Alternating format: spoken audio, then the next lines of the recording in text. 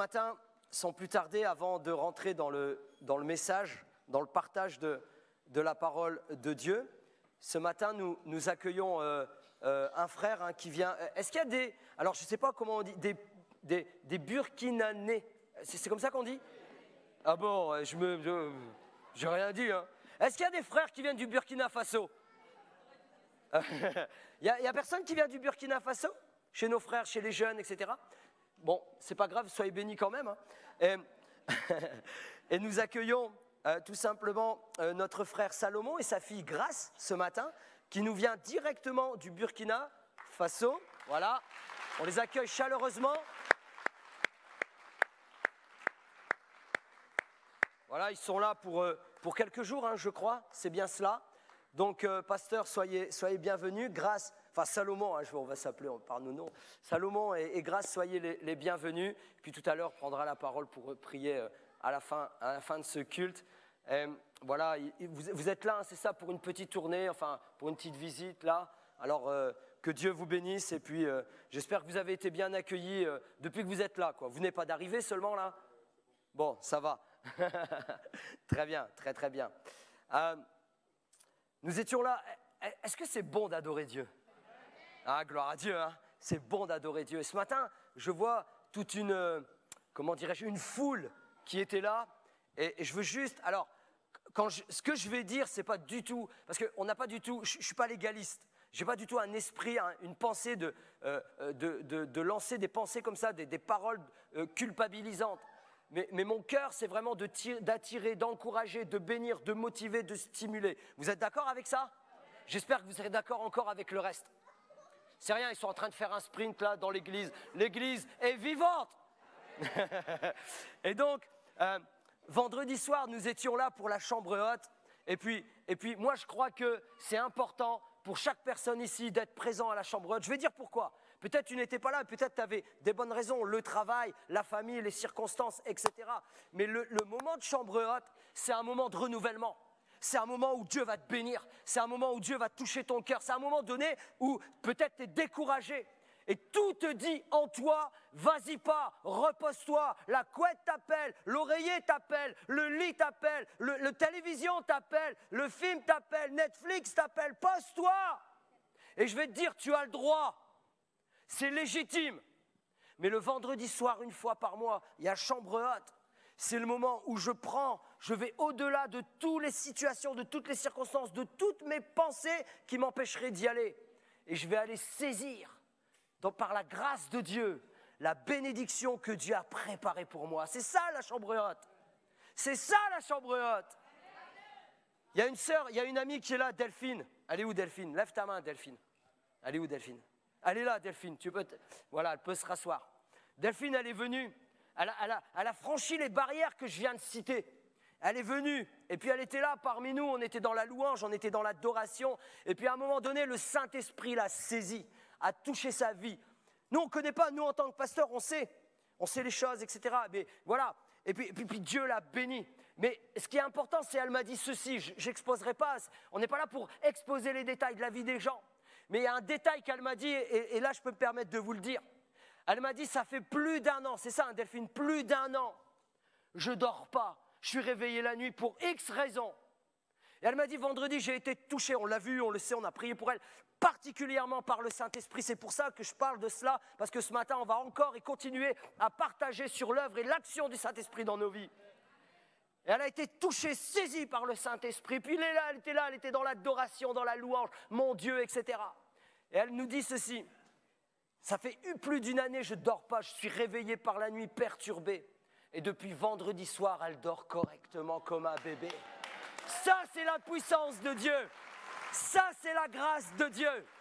Alors, je ne sais pas dans quelle situation tu es, mais chaque vendredi, mon frère, ma soeur, qui que tu sois, serviteur, servante, quel que soit là où tu es, enfant de Dieu, chrétien, nouveau chrétien, 50 ans de conversion, plus peut-être, le vendredi soir, c'est un moment où on vient devant Dieu. Et Seigneur, voilà, je suis rien, mais moi je viens devant toi, fais ton œuvre. Alléluia. Est-ce que nous nous attendons encore à l'action et à l'œuvre du Saint-Esprit dans nos vies? Moi je dis oui et amen, parce que Dieu, il y a encore des choses en réserve pour chacun d'entre nous. Amen.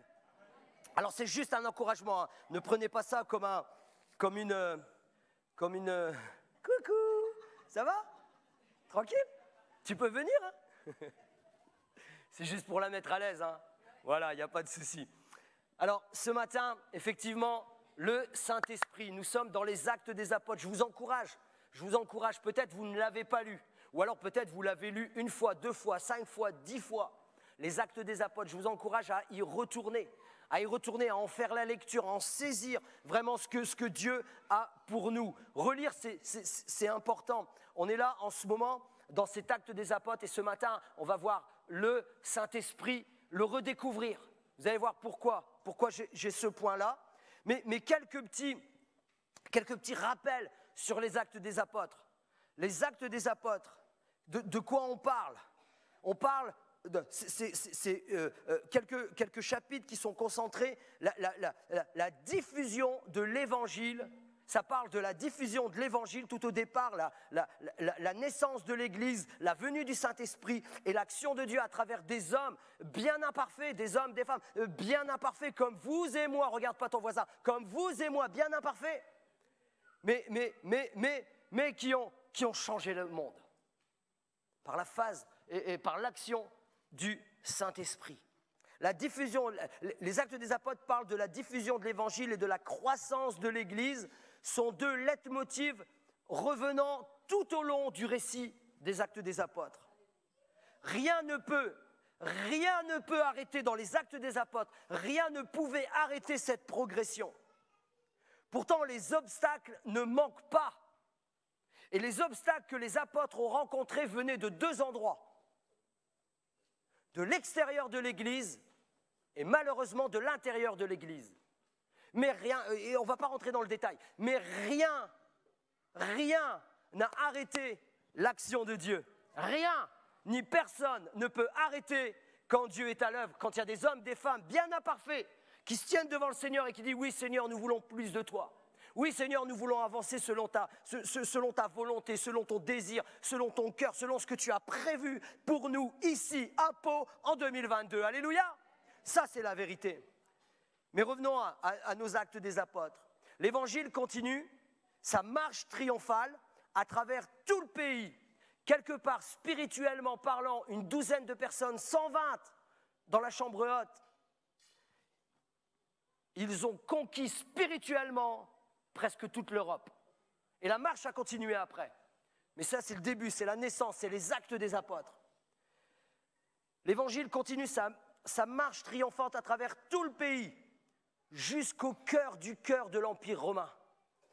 C'est même été écrit sur mes notes, l'Empire païen, mais j'ai changé, l'Empire romain. Bien sûr qu'ils étaient païens, bien sûr qu'ils étaient polythéistes, etc. Mais Dieu a transformé tout ça. Dieu a touché des cœurs. Alléluia! Parce que Dieu conduit souverainement les hommes et les événements dans les Actes des Apôtres. Mais nous, on veut, Seigneur, que tu nous conduises comme tu l'as envisagé, comme tu l'as conçu. Car nous croyons que Dieu a encore des projets pour l'Église, pour chacun d'entre nous, et pour cette ville, cette région. Et j'irai même jusqu'au bout, allez, ce pays. Alléluia, ce pays qui a besoin de Dieu. Vous savez, l'un des endroits les plus durs au monde, ce n'est pas la Corée du Nord. Spirituellement parlant, c'est notre beau pays de France.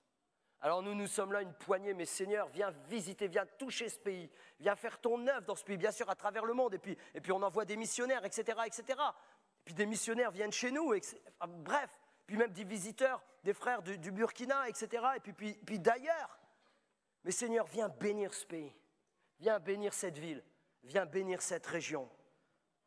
Mais tout cela ne peut passer que par l'Église, par la disposition de l'Église. Est-ce que l'Église est prête à être un canal de bénédiction pour cette ville? Les Actes des Apôtres auraient pu s'intituler les Actes du Saint-Esprit. Et ce qui est intéressant, c'est que le livre n'est pas fini. Le livre n'est pas terminé. Le livre, il continue aujourd'hui. Le Saint-Esprit. On a vu la semaine dernière, non, il y a 15 jours, la joie du service par le Saint-Esprit. Parce que nous croyons que nous servons Dieu à chaque endroit, à chaque sphère de service ici, dans ce local. Ce matin, nous allons voir le Saint-Esprit, le redécouvrir. Ensuite, la semaine prochaine, nous allons voir dépendre du Saint-Esprit dans ma vie, dans mon quotidien, dans toutes les sphères de ma vie. Et dernier volet, le Saint-Esprit qui me pousse à parler, à communiquer, à témoigner, à partager ma foi, ce que je dois vivre normalement. Faisons une petite introduction. Ce qui est très intéressant, c'est que le Saint-Esprit a été promis pour tout être humain, pour toute personne. Dans Joël, vos fils et vos filles prophétiseront. En fait, il dit, pour nous, ça signifie très spirituel. Mais en fait, il est en train de dire, Joël, quelques centaines d'années avant l'arrivée de Jésus, véritablement, que tout le monde recevra le Saint-Esprit. Vous, ça ne vous parle même pas. Mais en fait, dans l'Ancien Testament, il n'y avait que quelques personnes qui recevaient l'onction. En fait, on allait vers eux avec une corne d'huile, ils recevaient l'onction de sacrificateur, l'onction de prophète, l'onction de roi. Mais viendra un moment où tout le monde recevra cette onction en fonction de ce qu'il est, etc. C'est l'action du Saint-Esprit dans les vies. Et puis, juste avant ce qu'on a appelé l'ascension, Jésus a annoncé encore une dernière fois ceci, car Jean a baptisé d'eau, mais vous, alléluia, vous, nous, chacun, mais vous, dans peu de jours, vous serez remplis du Saint-Esprit. Plongé, je le traduis, parce que le mot baptême signifie plonger dans. Rempli, baptisé du Saint-Esprit, plongé dans le Saint-Esprit, immergé dans le Saint-Esprit. Nous croyons à l'immersion du Saint-Esprit pour chacun d'entre nous. Elle se prépare pour les JO, la petite. Et ce Saint-Esprit est arrivé, le ciel s'est ouvert, ils étaient dans la chambre haute pendant une dizaine de jours. Eux, ils ne savaient pas ce qui allait arriver. La Bible nous dit qu'ils étaient 120 en train de prier depuis 10 jours. Le jour de la Pentecôte, acte 2, acte 2, verset 1, le jour de la Pentecôte, ils étaient tous ensemble dans le même lieu. Tout à coup, il vint du ciel un bruit comme celui d'un vent impétueux et remplit toute la maison où ils étaient assis. Ils étaient remplis du Saint-Esprit. Leur vie débordait, leur coupe. Vous savez, souvent on dit que ma coupe déborde. Leur coupe débordait. Ils ont vécu un moment extraordinaire. Ils ont été baptisés du Saint-Esprit. La Bible nous dit qu'ils parlaient dans des langues inconnues, mais qu'ils étaient reconnus par ceux qui étaient en visite à Jérusalem. Et puis, ils se sont même moqués de ouais, voilà, ils ont bu. Non, il est trop tôt pour qu'on soit ivre, etc. Et puis, Pierre se lève. Pierre y ose prêcher, Pierre y ose annoncer. La Bible nous dit que 3000 âmes se sont converties comme ils étaient comme prédisposés à recevoir la bonne nouvelle du Christ ressuscité qui a racheté les péchés de l'humanité, prédisposés à recevoir ces choses. Et là, Pierre leur rappelle quoi? Leur rappelle la promesse que nous avons citée il y a quelques instants qui se trouve dans Joël. Il leur rappelle ceci, acte 2, verset 17. Dans les derniers jours, dit Dieu, c'est Pierre qui parle, je répandrai de mon esprit sur toute chair. Vos fils et vos filles prophétiseront, vos jeunes gens auront des visions et vos vieillards auront des songes. Ce que vous voyez, c'est Pierre qui dit, ce que vous voyez là, c'est la promesse et l'accomplissement de la parole de Dieu. Et la bonne nouvelle, c'est cette promesse et cet accomplissement qui a eu lieu il y a 2000 ans, est encore valable pour toi et moi aujourd'hui. Il est encore valable pour toi et moi aujourd'hui. Mais malheureusement, mais il y a une bonne nouvelle après ça, je vous rassure, mais malheureusement, quelques 25 ans après, parce que je vais pas faire épisode par épisode, quelques 25 ans plus tard, Paul arrive à Éphèse. Il rencontre un groupe de chrétiens, il discute avec eux, il partage et il dit ceci, acte 19, Marie-Christine, merci beaucoup, verset 1, pendant qu'Apollos était à Corinthe, Paul, après avoir parcouru les hautes provinces de l'Asie, arriva à Éphèse. Ayant rencontré quelques disciples, il leur dit, avez-vous reçu le Saint-Esprit quand vous avez cru? Ils répondirent, nous n'avons même pas entendu dire qu'il y ait un Saint-Esprit. Il dit, de quel baptême avez-vous été baptisés? ils leur répondirent du baptême de Jean. Ils suivirent un partage, une exhortation, et puis la Bible nous dit qu'il les rebaptise au nom de Jésus, du Père, du Fils et du Saint-Esprit. Et après, que Paul prie pour eux, et qu'est-ce qui s'est passé? Ils ont été faire un golf après? Non, ils ont été remplis du Saint-Esprit. C'est quoi ton point ce matin?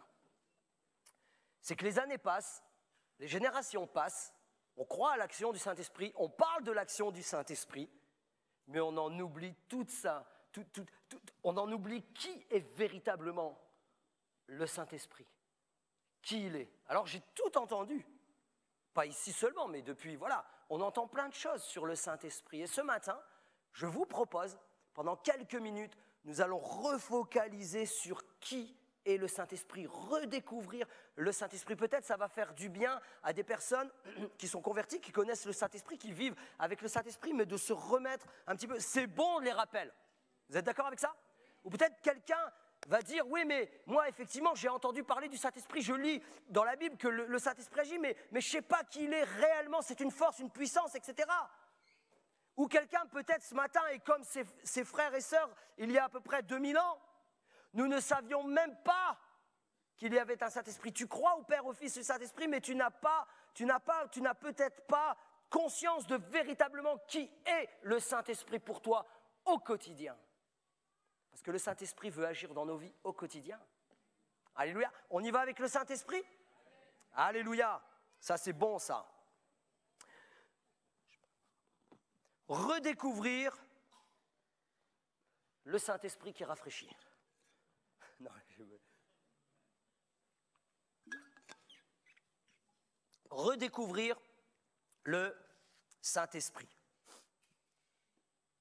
Je vais peut-être embêter des personnes ce matin, mais le Saint-Esprit n'est pas qu'une influence. Le Saint-Esprit n'est pas qu'une puissance. Le Saint-Esprit est une personne. Une personne.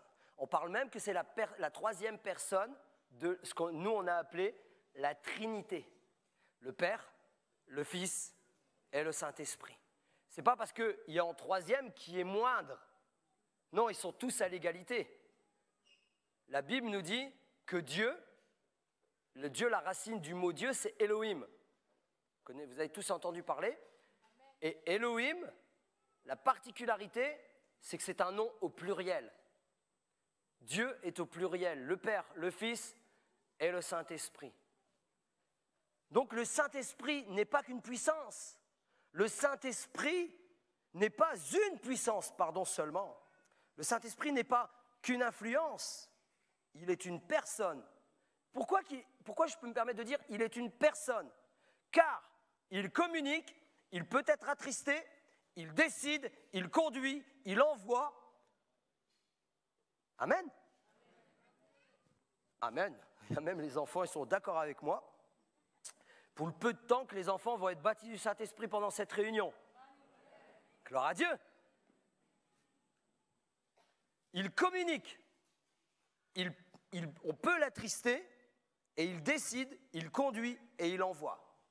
Acte 13, verset 2, pendant qu'il servait le Seigneur dans le ministère et qu'il jeûnait, le Saint-Esprit dit « Mettez-moi à part Saul et Barnabas et Saul, pour l'œuvre à laquelle je les ai appelés. » Le Saint-Esprit communique. Il peut être attristé. On peut attrister une personne, il peut être attristé. Éphésiens 4, verset 30, « N'attristez pas le Saint-Esprit de Dieu, par lequel nous avons été scellés pour le jour de la rédemption. » Amen.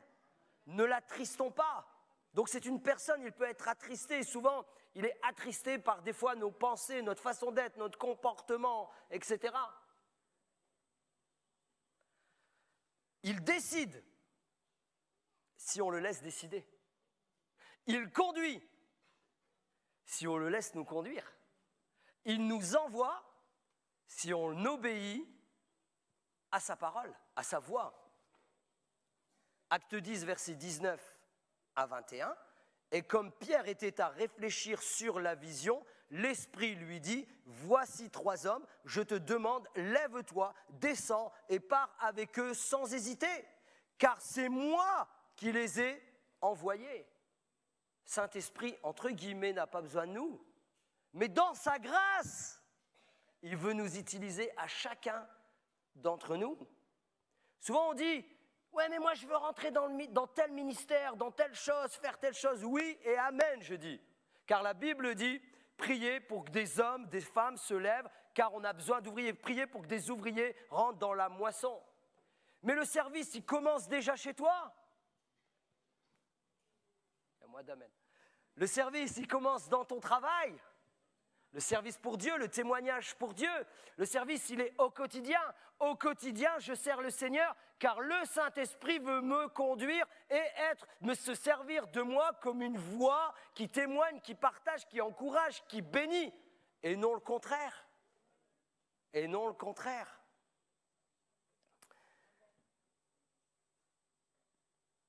La Bible nous montre clairement que le Saint-Esprit possède quoi ? Le Saint-Esprit possède l'amour, la connaissance et l'intelligence. Ça nous prouve bien que c'est une personne. Il possède l'amour, la volonté, la connaissance et l'intelligence.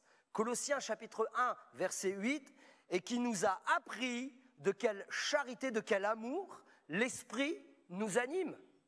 Nous ne pouvons pas aimer sans que c'est l'Esprit qui nous aide à aimer encore plus. Mais nous, on aime, mais nous, on veut l'amour agapé. Et aimer comme Dieu nous aime, il faut grandir avec le Saint-Esprit, évoluer avec le Saint-Esprit. Que le Saint-Esprit, que la personne du Saint-Esprit prenne plus de place dans notre vie au quotidien. C'est un travail quotidien, c'est un travail de chaque jour. De Timothée 1, 7, car ce n'est pas un esprit de timidité que Dieu nous a donné, mais un esprit de force, d'amour et de sagesse. Et souvent, nous avons focalisé sur la force, la puissance. Mais ce n'est pas qu'une puissance, c'est une personne. Alléluia. Le Saint-Esprit nous vient en aide dans nos faiblesses pour, par exemple, l'intercession. Des fois, dans notre intercession, dans le moment de prier, on est limité. On a envie de prier, on est limité. Eh bien, apprenons à prier en esprit. Mais pour prier en esprit, cherchons à être baptisés du Saint-Esprit, à être remplis du Saint-Esprit, à être immergés dans le Saint-Esprit. Car tout à l'heure, nous l'avons dit, c'est pour nous encore aujourd'hui. Amen. Nous ne sommes pas des associanistes, bon bref, j'ai voulu sortir un mot et puis clac clac. Allez, je vais arrêter là. Nous croyons que l'œuvre du Saint-Esprit continue. Nous croyons que l'œuvre du Saint-Esprit avance. Cessationniste. Il y a mon épouse qui m'a soufflé. Hein. Je l'ai tellement dit à la maison. Nous ne sommes pas des cessationnistes. Venez prendre ma place. Qui veut ma place? Parce qu'il nous aide. Il œuvre en nous. Prions en esprit. Il y a des mises en garde sur la personne du Saint-Esprit par rapport à l'être humain, hein, je parle de l'être humain, de ne pas l'outrager, de ne pas résister au Saint-Esprit et aussi de ne pas lui mentir. Qu'est-ce qui s'est passé dans la Bible? Ananias et Saphira, Pierre leur a dit, vous avez cru mentir au Saint-Esprit. Et moi, ce passage me fait frissonner, me fait peur. Qu'est-ce qui s'est passé? Ils ont menti. En fait, ils auraient dû, je vais très vite, ils auraient pu faire ce qu'ils voulaient avec leur argent. C'était leur argent, même Pierre leur dit. Et ils ont menti, ils ont voulu se montrer ou je ne sais pas quoi. Et puis ils ont menti au Saint-Esprit. Et qu'est-ce qui leur est arrivé? Clac, clic, wow, Seigneur, aide-moi, aide-nous à véritablement être honnête avec toi. Il est également appelé le consolateur. Et là, la semaine prochaine, je vais plus développer sur le consolateur, le paraklétos. La Bible nous dit qu'il est continuellement avec nous. À chaque instant, à chaque moment, il est devant, derrière, sur les côtés, il nous protège, il nous conduit, il nous inspire, il nous aime. C'est lui que nous ressentons dans notre vie, dans notre cœur. Et toujours, il nous révèle Christ, le Seigneur.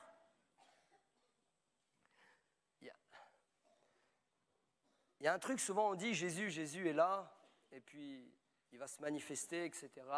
Et c'est vrai, mais c'est faux en même temps. Il est où Jésus? Là, à cette heure-ci, là où on parle. Il est où Jésus? Non, il n'est pas là. La Bible nous dit qu'il est au ciel. La Bible nous dit qu'il y a eu l'ascension. Et la Bible nous dit que Jésus lui-même a dit « Moi, je ne peux pas rester là, sinon le Père ne pourra pas envoyer la promesse. » La Bible nous dit qu'il est près du Père. La Bible nous dit qu'il est à la droite de Dieu. À la droite de Dieu, c'est l'égalité. À la droite de Dieu, c'est toute la puissance. À la droite, ça signifie qu'il est Dieu. Il est à la place initiale. Il est revenu à sa place, etc. etc. Les anges l'adorent. Et il intercède, il regarde. Il a un regard favorable et il prie pour nous. Alléluia. Mais qu'il a envoyé le Saint-Esprit. C'est l'Esprit de Dieu qui est là. Et souvent on dit, mais Dieu ou Père ou Seigneur ou Jésus envoie ton Esprit. Mais il est là. Il est là depuis 2000 ans. Et il agit. Et c'est une personne. Et je peux lui parler. Je peux avoir une communion avec lui. Une communication. Une intimité. Je peux lui parler car il vit. Et il est en nous. Ça c'est bon ça, hein? Il vit en nous, alléluia. C'est excellent. Seigneur, apprends-moi ou réapprends-moi à réaliser, Saint-Esprit, qui tu es véritablement. Tu peux lui parler. Le Saint-Esprit, c'est pour ça que je peux me permettre d'embêter un peu, de vous embêter, de nous embêter un petit peu par où est Christ, etc. Parce que le Saint-Esprit, toujours, nous conduira à Christ, toujours. Tu lui parles, il nous ramène à Christ. Tu lui parles, il te ramène à la croix. Tu lui parles, il te ramène à l'œuvre de Christ, etc., etc. La Bible nous dit que c'est lui qui nous convainc de qui véritablement est Jésus-Christ pour l'humanité. Alléluia. C'est lui qui fait cette œuvre. Il est appelé le consolateur et on le développera plus la semaine prochaine. Il console et il apaise. Merci Seigneur d'avoir envoyé, merci Saint-Esprit d'être venu, quoi. Merci Père d'avoir envoyé le Saint-Esprit, car il m'accompagne. Je ne suis pas orphelin. Je ne suis pas orphelin. Peut-être quelqu'un est orphelin, peut-être quelqu'un est perdu dans la vie, peut-être quelqu'un ici, il a des tristesses, des angoisses, il se sent seul, il vit la solitude. Peut-être, mais je veux te dire ce matin que le Saint-Esprit, il est toujours avec toi. Que le Saint-Esprit, il est là, jour après jour, et il veut t'apaiser, il veut te consoler, il veut toucher ton cœur. Le Saint-Esprit est une personne, tout à l'heure je disais la troisième personne, mais sans le classement de la Trinité. Le Saint-Esprit est Dieu. Alléluia. Le Saint-Esprit est Dieu. Il a les mêmes attributs. Il a les mêmes attributs. Le Saint-Esprit est éternel. Le Saint-Esprit est omniscient. Le Saint-Esprit est omnipotent et je pourrais développer. Le Saint-Esprit est omniprésent. Et la grande nouvelle, c'est que le Saint-Esprit est saint. Il porte son nom, Saint-Esprit. Alléluia. Ça, c'est extraordinaire. Et le Saint-Esprit est à l'œuvre depuis le début. Depuis le début. C'est un non-sens, en fait. Parce que Dieu est éternel. Il n'a ni commencement, ni fin. Et c'est moi, j'ai dit dans mon humanité, j'ai dit depuis le début. Vous comprenez ce que je veux dire? C'est un non-sens. Mais le Saint-Esprit est à l'œuvre. Le Saint-Esprit est à l'œuvre dans la création. Il est à l'œuvre dans la création. Et Genèse 2, verset 7, dans Psaume 33, verset 6, « Les cieux ont été faits par la parole de l'Éternel et toutes leurs armées par le souffle de sa bouche. » Le Saint-Esprit est celui qui a inspiré les Écritures. Le Saint-Esprit est celui qui nous inspire encore aujourd'hui. 2 Pierre, chapitre 1er, versets 20 et 21, « Sachant tout d'abord vous-même qu'aucune prophétie de l'Écriture, qu'aucune parole de l'Écriture ne peut être un objet d'interprétation particulière, car ce n'est pas par une volonté d'homme qu'une prophétie n'a jamais été apportée, mais c'est poussé par le Saint-Esprit que des hommes ont parlé de la part de Dieu. » Amen. le Saint-Esprit inspire, le Saint-Esprit conduit, le Saint-Esprit nous aide également à l'interprétation des Écritures. Souvent, dans les premiers balbutiements de ma conversion, il y a des choses qu'on ne comprenait pas. Eh bien, on m'a dit cette phrase magique, « Demande au Saint-Esprit ». C'est comme ça que j'ai commencé à apprendre à parler avec le Saint-Esprit. Parce que le Saint-Esprit est une personne, je peux m'adresser à lui, je peux lui parler, je peux avoir une relation avec. Et souvent, quand je lui demandais un éclaircissement, il m'éclairait avec le niveau de connaissance et de compétence que j'avais. Mais le Saint-Esprit t'éclaire, toi qui peut-être qui lis certains passages de la Bible qui ne comprends pas. Certes, après, c'est important d'étudier, d'approfondir nos études, etc., avec différents bouquins, etc. Ça, il n'y a aucun problème. Mais le Saint-Esprit nous éclaire à comprendre et à vivre la parole de Dieu. Alléluia! Car c'est lui qui l'a inspiré, il la comprend mieux que personne. Je crois que c'est une bonne nouvelle pour vous, ça. Mais c'est pas grave, on continue. Le Saint-Esprit équipe et qualifie. Le Saint-Esprit nous équipe et nous qualifie. Nous donne certaines compétences qui sont nécessaires pour accomplir certaines œuvres. Souvent on dit, oui mais Seigneur, je ne sais pas ce que je peux faire pour toi. Ou je ne sais pas les dons que tu m'as donnés, les talents que tu m'as donnés. Arrête-toi, regarde ta vie, regarde ce que tu sais faire, regarde dans quoi tu travailles, regarde dans quel domaine tu évolues, regarde ce qui est dans ton cœur. Souvent, on veut une grande révélation, nous. Souvent, on veut que les flammes sortent, avec le buisson ardent, une parole sort, et voilà, c'est ça que je dois faire. Non, Dieu nous a donné des dons naturels, également surnaturels, mais Dieu nous a donné des dons, les amis. Ce que ta main trouve à faire, fais-le, le Saint-Esprit te conduira. Si tu vas en mauvaise direction et que tu es attentif et que tu es sensible au Saint-Esprit, il va faire « détourne un petit peu à droite ou alors un petit peu à gauche ». Il va vous conduire. Réalisons, prenons du temps avec le Saint-Esprit, car j'ai une bonne nouvelle ce matin. Il nous a tous qualifiés de quelque chose. Alors, je vais demander, regardez le voisin, parce que vous n'avez pas l'air convaincu du tout. Regarde ton voisin, ta voisine, devant, derrière, où tu veux. Dis, Dieu t'a qualifié de quelque chose. Dieu t'a donné des qualifications. Dieu t'a donné des qualifications. Regardez pas moi je suis au courant. Dieu nous a donné des qualifications. Amen. Qui que nous soyons, mes frères et sœurs, qui que nous soyons, le Saint-Esprit peut donner des forces physiques surnaturelles à quelqu'un. Des fois, on est fatigué. C'est vrai, ça arrive. Et puis, quand il faut faire le truc, là, quand il faut y aller, là, Dieu te donne une énergie, une spontanéité. Par contre, c'est pas parce que Dieu, comme ça, là, ponctuellement, il nous donne comme une nouvelle énergie, un nouveau souffle qu'il ne faut pas se reposer. Hein. OK ? Il faut prendre des temps, il faut être équilibré dans la vie. Il faut avoir des temps de repos, des temps de renouvellement, des temps où on se donne, etc., etc. Le Saint-Esprit, on l'a dit tout à l'heure, il peut inspirer toute personne à prophétiser. Le Saint-Esprit est à l'œuvre. Il est intervenu dans la conception de Jésus. Il a couvert Marie et puis les choses... Alors, ne me demandez pas de détails. Hein. Ne m'en demandez pas. Hein. Il a couvert Marie, basta. Je ne suis pas là-dedans encore. Mais est-ce qu'il y a quelque chose que Dieu ne pourrait-il pas faire ? Est-ce qu'il y aurait quelque chose que Dieu serait impossible pour lui de faire ? Si vous prenez un télescope, vous observez, parce qu'il y en a, ils observent les étoiles et c'est extraordinaire. Ben, c'est lui le créateur, quoi. Rien n'est impossible à Dieu. Hein. Rien n'est impossible à Dieu. Le Saint-Esprit, d'ailleurs, est présent tout au long du ministère terrestre de Jésus. Il est présent où Jésus se fait baptiser. D'ailleurs, c'est à ce moment-là qu'on le voit se manifester.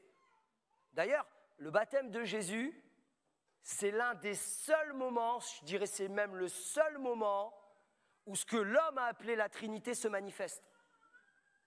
Jésus est là dans les eaux, en train de se faire baptiser par Jean. Il a refusé au départ, mais après il a accepté. On voit que le ciel s'ouvre, la voix du Père se fait entendre, et le Saint-Esprit descend sur Jésus, sur la forme corporelle d'une colombe. C'est très symbolique, hein. Alors je fais une parenthèse, le Saint-Esprit n'est pas un volatile, hein. Ok? Non, c'est important, c'est un symbole. D'ailleurs, le Saint-Esprit a différents symboles dans la parole de Dieu. Le Saint-Esprit est symbolisé par le feu, le Saint-Esprit est symbolisé par l'huile, mais le Saint-Esprit n'est pas de l'huile, le Saint-Esprit n'est pas du feu, le Saint-Esprit est Dieu. Le Saint-Esprit est la personne, la troisième personne, si je peux me permettre de dire ça, de Dieu. Le Saint-Esprit a conduit Jésus à la croix. Même s'il y a un ange qui est venu fortifier Jésus pendant un laps de temps, c'est lui qui l'a conduit à la croix, il le conduit au désert. Le Saint-Esprit est présent jusque même la résurrection. C'est le Saint-Esprit qui ressuscite Christ. Alléluia, le Saint-Esprit est à l'œuvre. Et je fais une parenthèse, si ce matin dans ta vie il y a quelque chose qui est mort, ta louange elle est morte, ton désir il est mort, peut-être tu n'as plus envie de faire telle ou telle chose, le Saint-Esprit ce matin, si tu es sensible et si ton cœur est ouvert, il peut le ressusciter, alléluia. Que ceux qui croient à cette parole disent Amen. Amen. Le Saint-Esprit peut ressusciter en nous ce qui est mort. Le Saint-Esprit conduit à vivre la nouvelle naissance. C'est l'Esprit qui donne vie en nous, qui a donné vie en nous il y a je ne sais combien de temps pour chacun d'entre nous, le jour où on s'est tourné vers Christ, parce que c'est lui qui nous a convaincus, c'est lui qui nous a révélé Christ, c'est lui qui nous a montré qui il était, l'amour qu'il avait pour nous. Et nous, on a deux solutions, soit de refuser, soit d'accepter. Et la majorité d'entre nous, nous avons accepté. Alors ce matin, je vais peut-être parler à quelqu'un qui n'a pas encore accepté Jésus-Christ comme son Seigneur et comme son Sauveur, qu'il soit jeune ou moins jeune, ou peut-être quelqu'un qui s'est détourné de Dieu pour X raisons.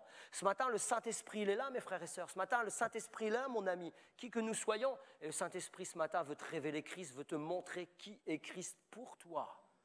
Alléluia.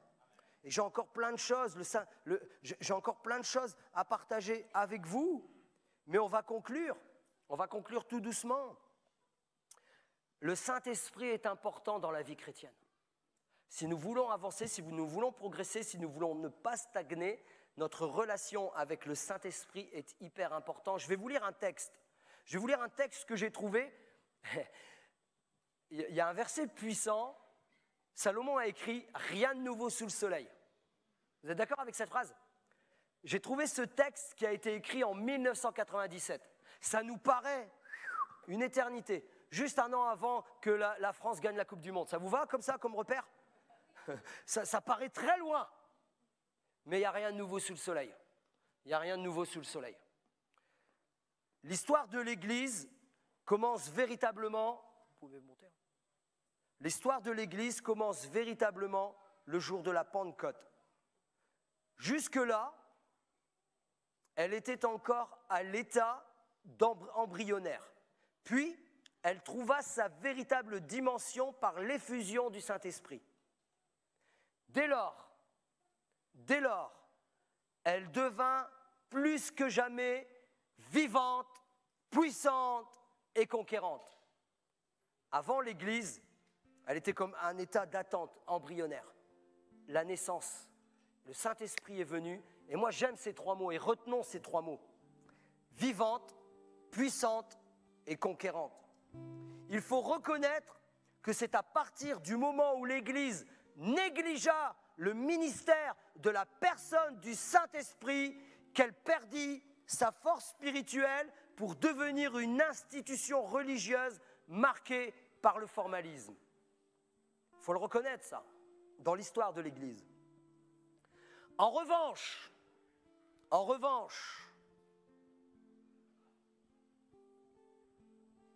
par sa remise en valeur, de nombreuses communautés chrétiennes ont découvert une vitalité spirituelle favorisant une piété intense enrichie d'une compréhension beaucoup plus claire des textes bibliques qu'auparavant. Nous comprenons l'impérieuse nécessité pour chacun d'entre nous d'être rempli du Saint-Esprit. Il y a une question. Est-ce là notre préoccupation quotidienne? Ma question, elle va à toi directement, qui que nous soyons. Elle me va à moi directement. Est-ce que c'est ta préoccupation quotidienne d'être rempli du Saint-Esprit? La vie moderne nous accapare de tous les côtés.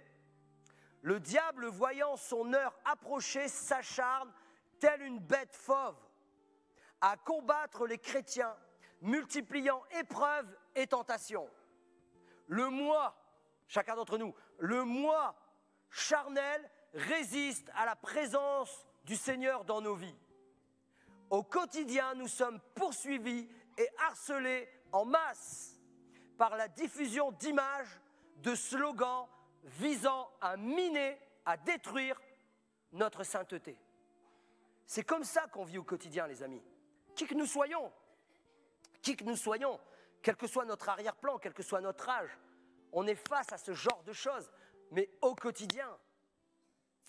Mais face à de tels faits, pouvons-nous considérer la vie de l'esprit comme quelque chose de facultatif? C'est une question. Est-ce que nous avons le droit, est-ce que nous pouvons considérer que la vie avec l'esprit est quelque chose de facultatif? La plupart des enfants de Dieu, la plupart des chrétiens, on s'engage avec Dieu, on se fait baptiser d'eau, peut-être on est baptisé du Saint-Esprit, mais qu'on le veuille ou non, qu'on le réalise ou pas, on néglige cette intimité avec le Saint-Esprit pour mille et une raisons.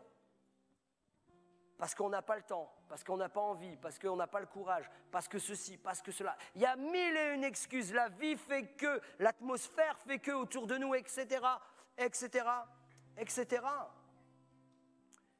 Mais ça nous encourage. Gardons-nous d'une telle pensée dont l'issue ce serait de retomber dans les œuvres de la chair. Quand on n'est plus proche du Saint-Esprit, quand on n'est plus dans l'intimité avec le Saint-Esprit, ce n'est pas qu'on est perdu. C'est que tout simplement l'ancien moi, l'ancien nous, reprend la place et on retourne dans nos travers de la chair, on retourne dans l'œuvre de la chair. Galates 3, verset 3, « Êtes-vous tellement dépourvus de sens, après avoir commencé par l'esprit, voulez-vous maintenant finir par la chair ?» C'est une question de Paul aux Galates. Permettons au Seigneur dès cet instant de nous renouveler par un puissant baptême du Saint-Esprit ce matin, pas demain. Demain déjà, peut-être c'est trop tard pour quelqu'un. Mais que ce matin, chacun d'entre nous puissions être renouvelés par un puissant baptême du Saint-Esprit ce matin. C'est ma prière, c'est notre désir, c'est notre envie. Éphésiens 3,16 nous dit qu'il vous donne selon la richesse de sa gloire d'être puissamment fortifié par son esprit dans l'homme intérieur. Ce matin, j'ai une question à te poser. Est-ce que tu vas te laisser continuer? Est-ce que tu vas laisser continuer les œuvres de la chair se manifester? Les œuvres des choses se manifester, laisser ton propre toi reprendre le dessus? Ou alors ce matin, tu prends la décision d'être connecté avec le Saint-Esprit quotidiennement, de lui parler, de lui déposer tes fardeaux, de lui... Bien sûr, on vient à la croix de Jésus, je l'ai dit tout à l'heure, le Saint-Esprit toujours nous conduira vers le Christ, nous conduira vers Dieu le Père, nous conduira vers Jésus, ça c'est clair. Mais prendre la décision de matin, Seigneur, je veux retourner dans ta parole, conduit par le Saint-Esprit, je veux être inspiré quand je lis la parole, inspiré par le Saint-Esprit. Quand je te prie, je veux être inspiré par toi, Saint-Esprit. Quelqu'un a écrit: le Saint-Esprit nous fait explorer ce qui est invisible. Il y a plein de choses qui nous sont cachées, mes frères et sœurs. Mais le Saint-Esprit seul peut nous manifester, peut se manifester et puis nous montrer véritablement toutes les choses que Dieu a préparées pour chacun d'entre nous. Je vais vous dire quelque chose. L'importance de l'œuvre et de l'action du Saint-Esprit dans nos vies, ça c'est fait, ça je l'ai dit, ça je l'ai exposé, ça j'espère l'avoir démontré, j'espère plus que cela de t'avoir convaincu par l'œuvre du Saint-Esprit, par l'action du Saint-Esprit, que véritablement c'est hyper important que tu aies une relation personnelle avec le Saint-Esprit au quotidien. J'espère t'avoir convaincu. J'espère que tu vas te lever et tu vas dire, oui Seigneur, c'est ce qu'il me faut, c'est ce qu'il me refaut. Je veux revenir à toi, Saint-Esprit.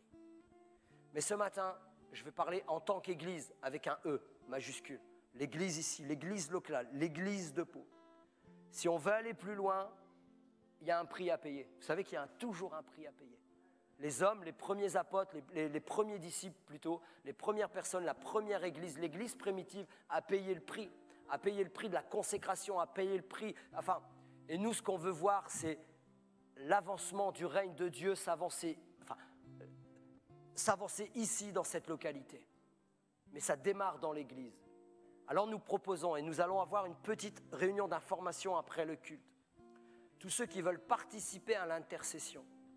Il est important, mes frères et sœurs, il est important. J'étais content ce matin, le mail a été envoyé par Anne-Marie à tout le monde, comme quoi il y a un temps d'intercession de tous les dimanches à partir de maintenant. De 9h15 à 10h moins le quart, pendant une demi-heure, il va toujours y avoir un binôme. Et qui que nous soyons ce matin, quel que soit notre service, peut-être à partir de la rentrée, il y aura le service des enfants, il y aura des services qui se sont arrêtés. Là, pendant les vacances, il y a des services qui se sont arrêtés.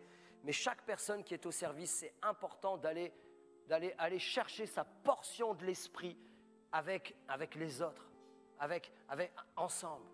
C'est un sacrifice de 5, 10, 15 minutes, aller sur le côté dans la salle son port, et prendre sa portion de l'esprit, ce que Dieu veut pour toi. Pourquoi? Oui, mais quelqu'un dira, oui, mais moi je prie chez moi. Oui, prie chez toi et continue, sois béni. Mais l'importance de prier ensemble, l'importance d'intercéder ensemble, parce que ici, ce matin, on n'est pas dans une association comme les autres. Parce qu'on est une association cultuelle 1901. Mais on n'est pas une association, nous ne sommes pas des associations comme les autres. Tout ce qu'on fait ici, c'est bien beau, on a des super vidéoprojecteurs, on voit même nos faces maintenant, les pasteurs, on voit nos faces, il y a des super écrits, il y a des super conducteurs et conductrices de louanges, on a des super animateurs et animatrices au club, on a des super enfants qui évoluent, les ados, c'est en train de prendre une tournure incroyable, il y a une bénédiction qui est là. Hier, nous étions à la jeunesse, nous avons fait une formation, nous démarrons une session sur la formation de discipulat, de devenir un disciple pour engendrer d'autres disciples. C'était extraordinaire, c'était puissant, c'était fameux. On peut faire ce qu'on veut. Je pourrais prêcher sur la tête en rebondissant et puis ce serait extraordinaire. Vous ne voulez pas voir ça, hein? Mais si tout ça n'est pas conduit, dirigé, inspiré par le Saint-Esprit, ça ne sert à rien. Waouh, ça ne sert à rien. C'est comme si on ferait du tambour et ça ne sert à rien. Moi, j'invite chaque frère, chaque sœur, chaque personne au ministère de venir 10 minutes, un quart d'heure à tous les dimanches. Il va y avoir un temps d'intercession parce qu'ici, on sert le Seigneur. Je pensais qu'il allait y avoir plus d'amen. Ici, on sert Dieu. Ici, on est là pour l'avancement du règne de Dieu parce que l'avancement, Dieu veut toucher nos enfants. Dieu veut toucher les vieillards. Dieu veut toucher toute personne, chacun, à travers chacun d'entre nous. Parce que Dieu veut se servir de chacun d'entre nous, mes frères et sœurs.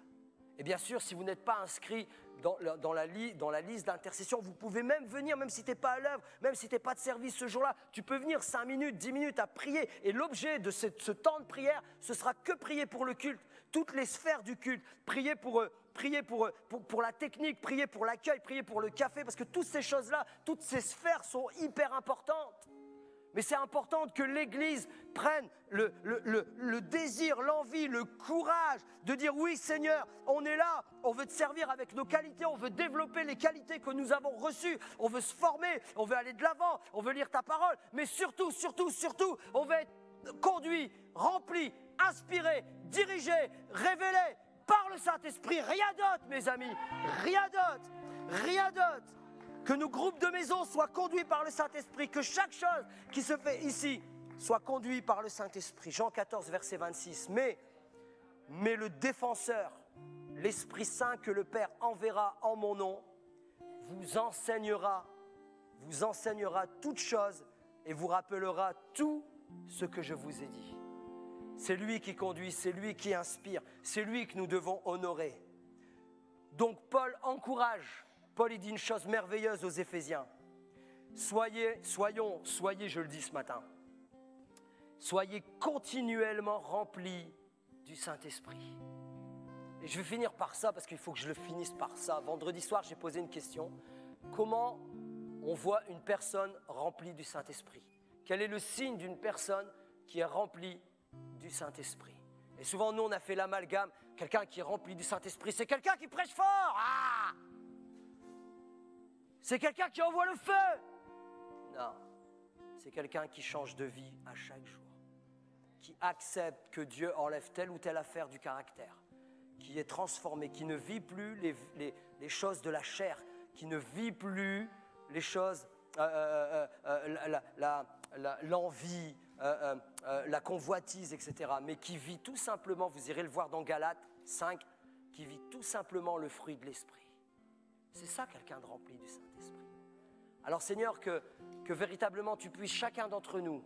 Après, peut-être il y aura des choses comme la prophétie, comme les dons de puissance, mais ça, ce sont en plus. Ne faisons pas l'inverse. Le Saint-Esprit est une personne. Reprenons contact avec cette personne dans notre quotidien. On peut prier, mes amis? Seigneur, est-ce qu'on peut prier, mes amis, ce matin? Est-ce que vous êtes prêts est-ce qu'on peut se lever tous ensemble pendant quelques secondes? On a terminé. Saint-Esprit, nous te demandons d'être à l'œuvre. Mais ce matin, mes frères et sœurs, le Saint-Esprit nous appelle à nous reconsacrer à lui, à nous reconsacrer à sa personne, à nous reconsacrer jour après jour dans nos lieux personnels, dans nos temps personnels.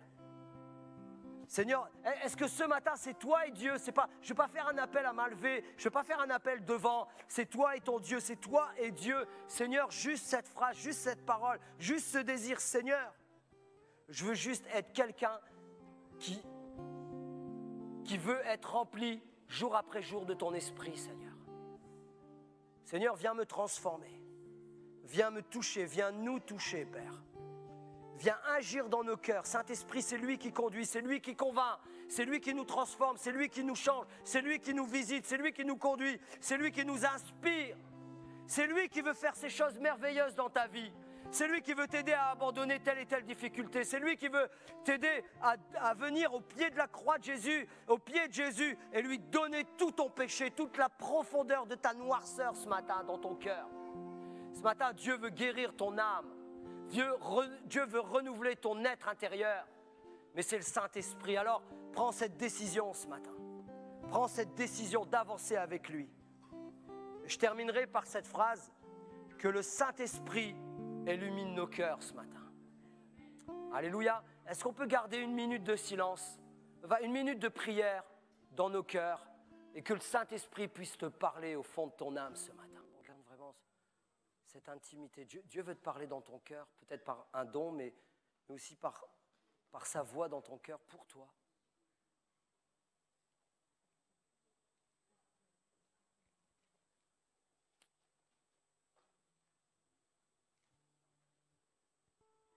Alléluia.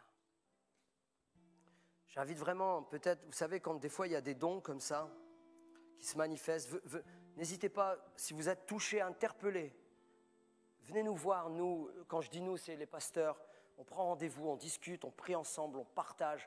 Des fois, il y a des choses qu'il faut dénouer, des fois, il y a des... Voilà, et le Saint-Esprit nous aide. Et voilà, j'invite vraiment, hein, n'hésitez pas. Seigneur, notre Dieu, nous voulons te remercier parce que tu parles encore. Tu es encore à l'œuvre aujourd'hui. Tu vas transformer des vies ce matin. Il y a des personnes, des hommes, des femmes, des jeunes hommes, des jeunes filles qui ont pris la décision de s'attacher à toi à chaque jour. Seigneur, je te prie de bénir, je te prie de conduire, je te prie de toucher et de renouveler, Père. Aide-nous à garder cette décision. Aide-nous à être fermes dans cette décision de communiquer avec toi à chaque jour. Dans le nom de Jésus. Amen. Gloire à Dieu.